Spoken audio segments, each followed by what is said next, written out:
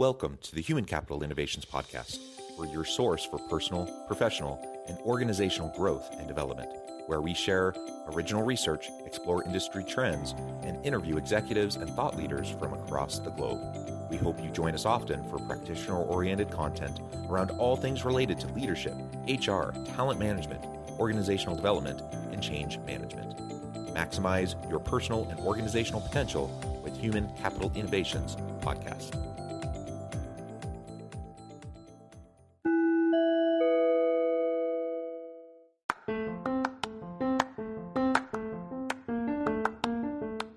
If you enjoy the Human Capital Innovations Podcast, enjoy ad-free listening by going to the Patreon page, and please consider contributing even at the producer or sponsorship level. And please leave a review. Thank you for your support.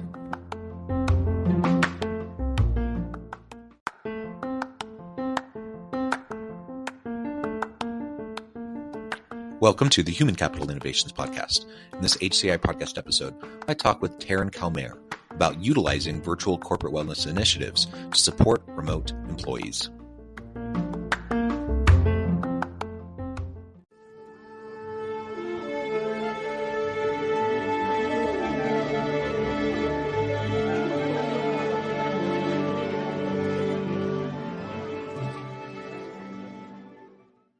Tarin, welcome to the Human Capital Innovations Podcast. Thank you so much. It's a pleasure to be here, John. It's a pleasure to be with you. You're joining us from Mexico today, nice and hot where you're at. I'm south of Salt Lake City in Utah. It's also hot here. We are actually expecting a bunch of thunderstorms today, which should cool things down a little bit. And I always love a good summer thunderstorm, so that'll be fun. It's a pleasure to be with you, Tarin, and I'm excited to have a nice conversation around utilizing virtual corporate wellness initiatives to support remote employees. Now, of course, during this pandemic, so many organizations have had to pivot quickly, move towards more virtual work, distributed teams. Now, many organizations are pulling people back in, either completely or perhaps in some sort of a hybrid format, but many organizations are maintaining at least portions of their remote teams. That brings with it a whole bunch of benefits and opportunities, but it also has some challenges. And we're going to unpack this a little bit, but just by way of introduction, some of that challenge is how do you protect the health, the mental health, the physical health and wellness of your people when you're not together in a physical office space. If you have a distributed team where you never are actually together, how do you pay attention to it, right? How do you encourage it? How do you support it? And so looking at virtual corporate wellness options, I think is a really important thing in this day and age, because I think remote work is going to continue. And in fact, I think it'll probably continue to increase. We kind of like the pendulum swung during the pandemic. It's kind of swung back a little bit as we've been emerging from it, but I think it'll continue in the coming years to move towards more and more contingent, more and more distributed, more and more remote kinds of work arrangements for at least a good segment of the labor force. 100%. Couldn't agree more. Yeah. All right. As we get started, I wanted to share Tarin's bio with everybody. Tarin is a South African-American CEO and founder of the world's first virtual corporate wellness company, Remote Team Wellness. After 10 years of teaching yoga and mindfulness, leading team retreats and consulting, she founded Remote Team Wellness to support the thousands of companies shifting to virtual team wellness events, with services spanning from virtual corporate wellness initiatives to in-person team retreats. Remote Team Wellness has customizable and comprehensive solutions for every team. To date, the company has clients like Meta, Dell, L'Oreal, Netflix, and many more.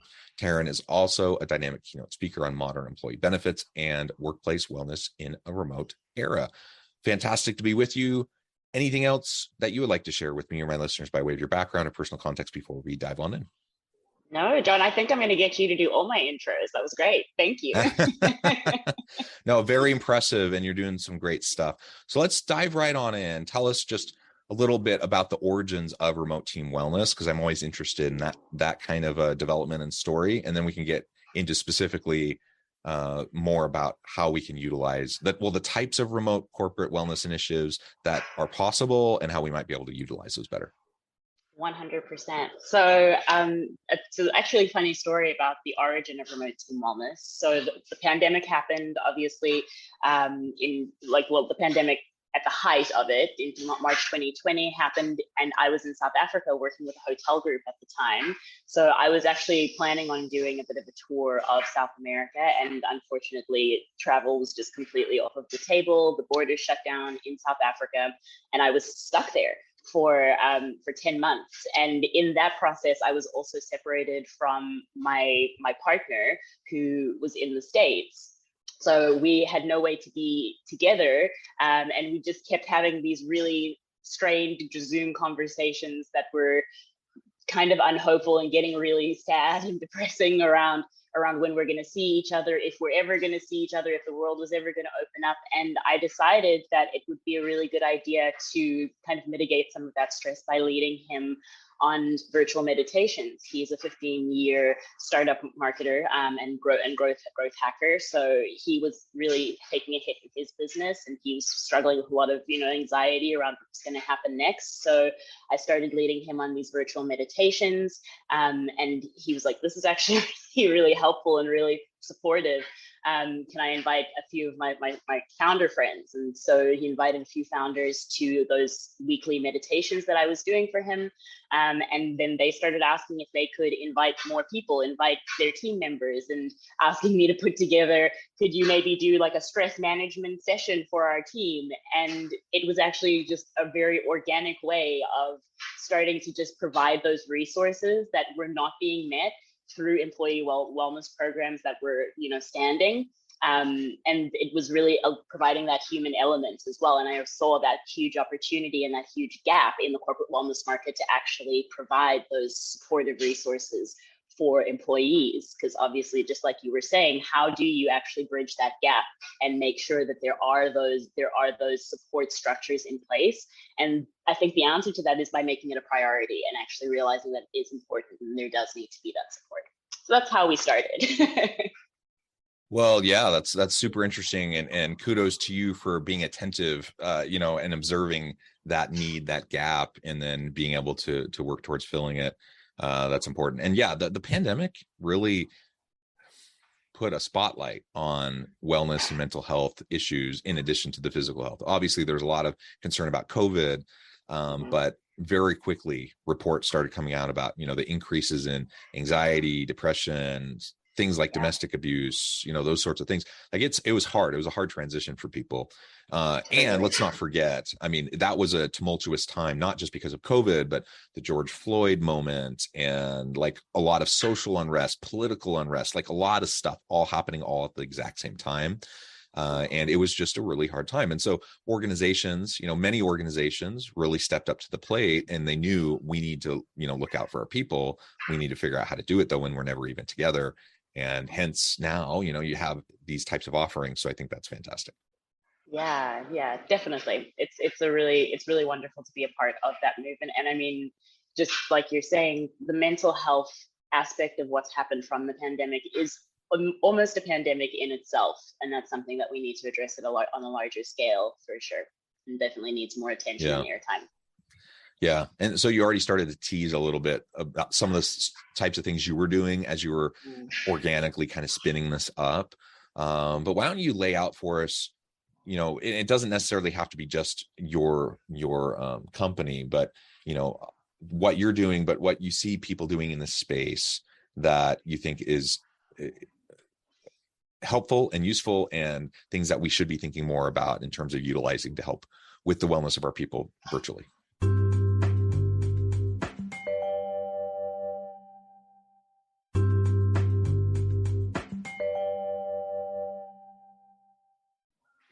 Yeah, no, absolutely. So I think something that I've seen a lot of, and that's something that I really respect companies doing, is just making the time to have a gathering, to have something that's not just a work meeting, not just a Zoom meeting. It's something where people actually have the space to share how they're feeling, to air how they're feeling, to actually have that resource of what's going on on a personal but also professional level, because those things are so deeply interlinked. And I think that's also something that the pandemic really highlighted and really spotlighted for a lot of organizations, that there is no real compartmentalization and separation that can happen when there is something as grand and large scale and unprecedented as what we've been going through for the last 2 years. There has to be that integration and that speaking to both sides of the experience, because it's all just a part of the human experience. And really just adding in those little elements of human connection is something I've really been impressed with in a lot of organizations, and in some organizations not so much. So there are some really amazing tools that I've seen kind of come out of this time, different kinds of like conversational prompts for Slack channels, different, nudges to get up and take a drink of water, to go and move your body. Those things are absolutely fantastic. And I think having those integrations is a fantastic way to just show people that are working in your organization that you care about them on that human level, rather than just, going through the motions of yeah, we have a EAP and we have a cessation program. You're good. So really having those organizations prioritize that connection element has been one of the most amazing things to see throughout this. Yeah, and not just saying the right things, but really backing it up with what you do, I think really matters. And I remember, this isn't specifically in relation to some of the different types of wellness initiatives that you were just describing, but it does relate to this just attentiveness to and a focus on the wellness of your people. And, really what we've seen is the need for greater levels of empathy from leaders during this time. I mean, that was always an important leadership characteristic, but I think now, after 2 years of a pandemic, people who maybe were considering that more of like the soft, fluffy side that maybe wasn't as important, I think, most people are realizing, oh, that really actually is very, very important. And I think back to the early days of the pandemic, and I'm a professor, in addition to doing consulting work and those sorts of things. And so when the pandemic hit, like many organizations, we at the university, we had to switch on the dime. And it happened literally as we were going into spring break. And so the decision was made, we're closing down for like 2 days, before spring break. And then when students come back from spring break, everything's going to be virtual. So all classes, everything is going to be online. Now we had some online classes before the pandemic, but it was probably like an 80-20 split, 80 face-to-face, 20 online. Now it was 100% online. Many faculty who had never taught an online class, their course was not developed to be an online class. And literally within a week, everyone had to kind of figure out how to do it and to make it a meaningful experience for students. And so it was a heavy lift, and it was like it was for many organizations going through similar transitions. And I was in a meeting with an associate provost, kind of a high level executive at the university. And we were, there were a lot of pressing matters, a big, long agenda, things that needed to be addressed. And I was just so impressed. This is just like a week in, maybe 2 weeks in at most. And I was just so impressed by her willingness to just acknowledge the challenges everyone was facing. So as the meeting starts, she just opens it up by saying, there's a lot of pressing stuff. We got a long agenda. There's a lot of stuff we're going to have to try to get through. But how are you doing? And just acknowledging what everyone was going through. And then she said, you know what? We'll get to the agenda, but why don't we just take some time and just go around the room? And I just want to give people a chance to share, what some of the challenges are that they're facing. Maybe there's something we can do to help each other. And so we took the first, quarter of the meeting to do that. And it was the first time, I'd been in a whole bunch of meetings up to that point, and they were all just like urgent and fast paced, and like, we just got to get stuff done. And this was the first time that someone had actually taken a moment to say, okay, everyone's struggling, everyone's tired, everyone has stress and anxiety around this thing. Let's figure out how we can be supportive of each other. And that meant a lot. There had been messaging around, we want to support you, we want, practice self-care, those sorts of things. There had been messaging and things said along those lines, but up to that point, nobody had actually done anything to really demonstrate it, right? And so that just makes a huge difference. I remember that was super impactful to me at the time.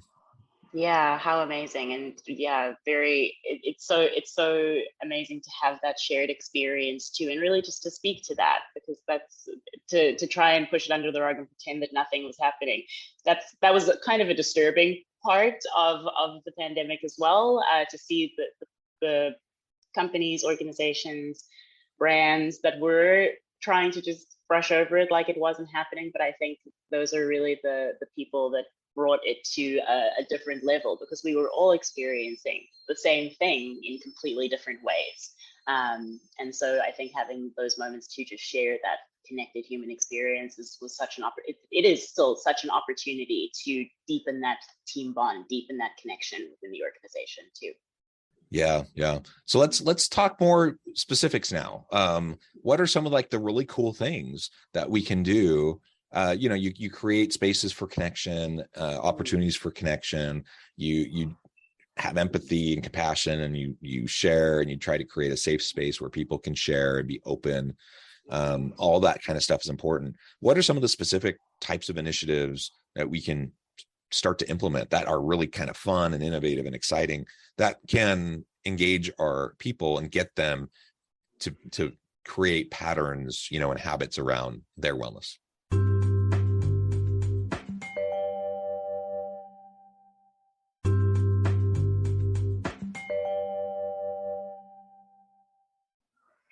Yeah, really great question. So in terms of things that you can literally just do as an organization, one thing that I love are micro nudges. And there's heaps of data and science around the effectiveness of nudges. And these are basically just small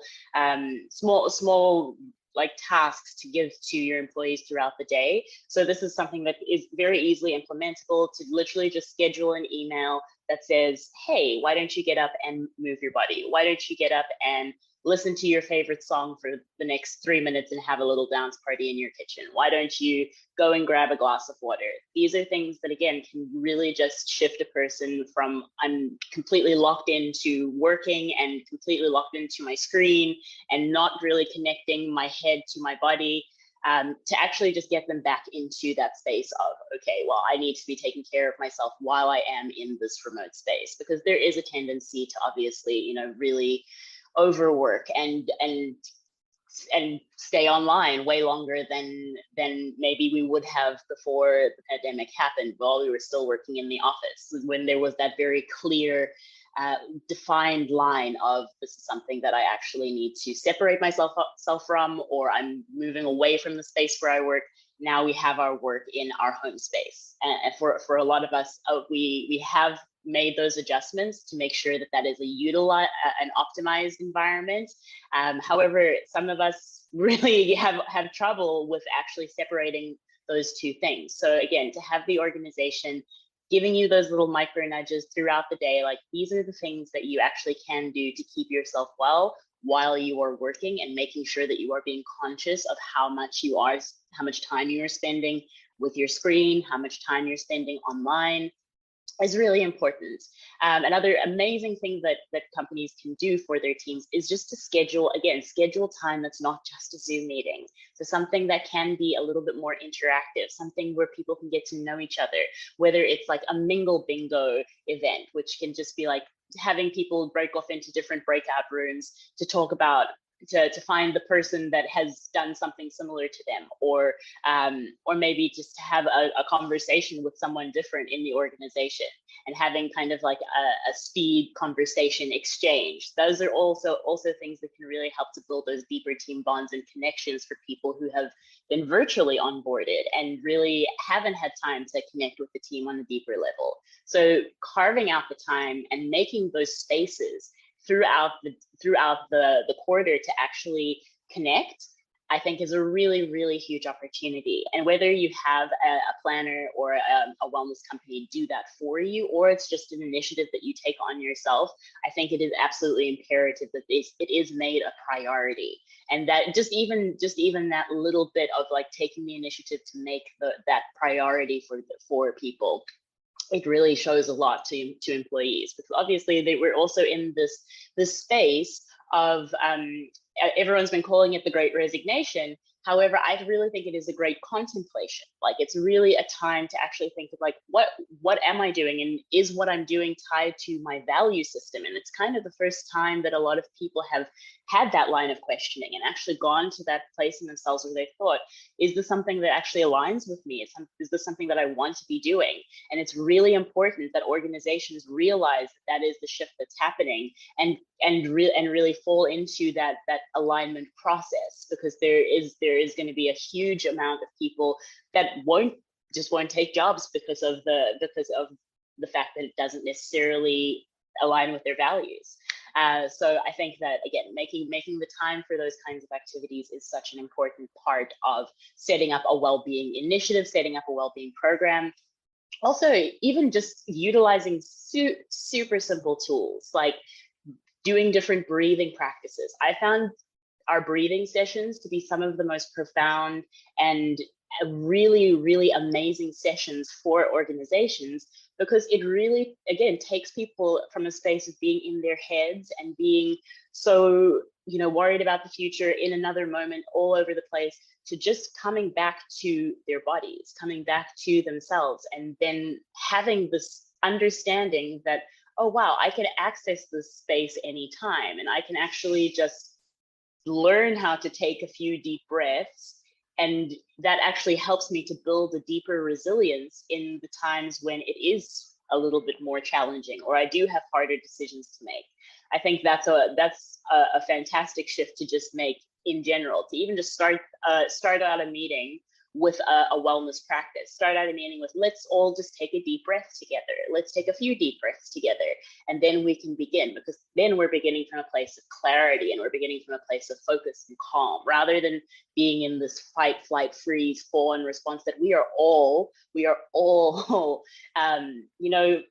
in, and we've all experienced in some way, shape, or form in the last few years. So really doing things to shift ourselves back to that very calm, homeostatic state, that's an amazing opportunity to actually come into a deeper level of awareness.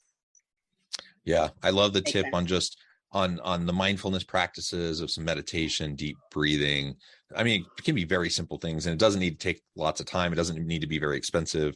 So anything from like those simple types of practices up to, think about what you did when you were together physically with your team, and you would do team building things. And in fact, I'm back together with my team at the university, and just yesterday we had a retreat, and we took 90 minutes in the afternoon to go to a local pottery place where we got lessons on doing a pottery wheel, doing stuff on a pottery wheel, and it was just fun. Like it didn't connect to anything really, but it was team building and just interactive, and we just got to know each other a little bit, those sorts of things. So anyway, that's just an example of like things we all have done those things before, and we did those things when we were together physically.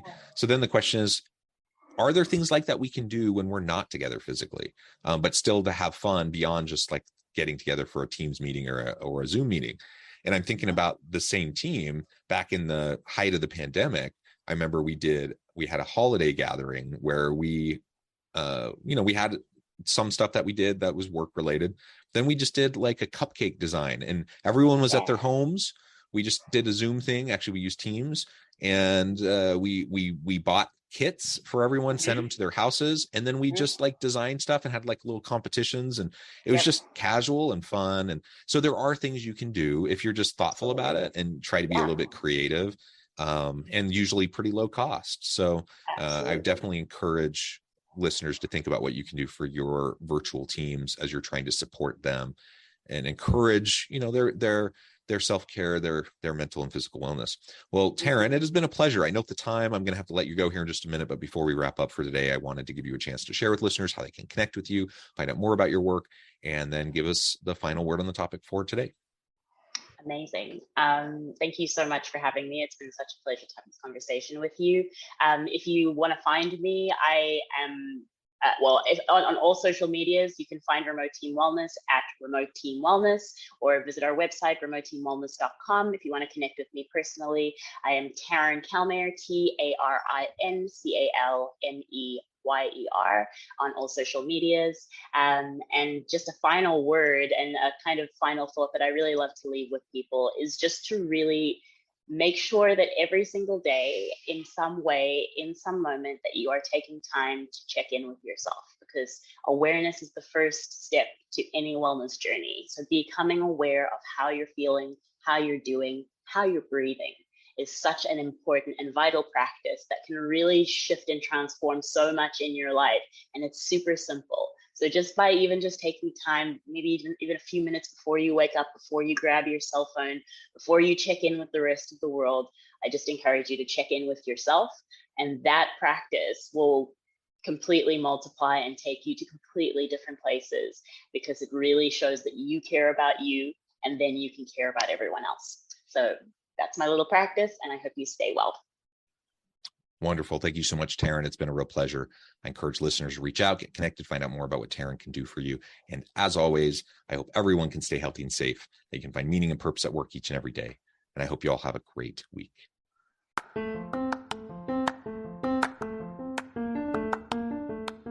you enjoy the Human Capital Innovations podcast?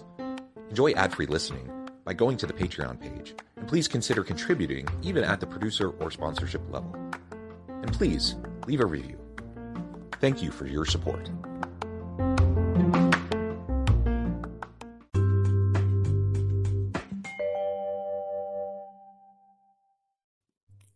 Thanks again for joining us for this episode of the Human Capital Innovations Podcast.